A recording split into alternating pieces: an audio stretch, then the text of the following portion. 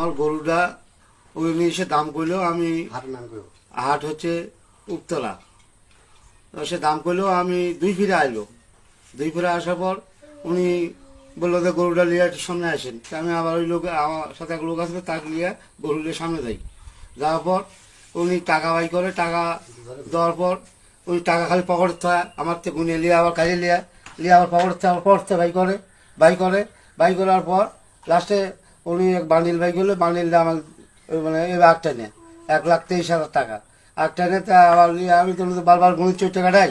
হ্যাঁ, তো গোনার পর থিয়া আসে ওই আমার পিছনে একটা কামলা আসিল, তাকে ওই আমার গন্তব্যস্থানে আসে ওই কামলা টাকা দিব। বাইকেরে দেখি তলে 1,000, উপরে 1,000 আর সব কাগজ, জাল টাকা, সব কাগজ। আমি খুব গরিব মানুষ, আমার খুব গরিব মানুষ। আমি একটা গরু 1 বছর পারিছি। আমার নাম রইস। আমার বাড়ি নাটোর জেলা সিংড়া থানা 3 নম্বর ইটেল ইউনিয়ন, গ্রাম পাকুড়িয়া। আপনারা আমাকে একটু সাহায্য করেন, দেশবাসীর কাছে অনুরোধ। আমি সালপালিয়ে খুব কষ্ট পাচ্ছি, হৃদ হয়নি আমার। শুনলাম অনেকে আমার খোঁজ করতেছেন।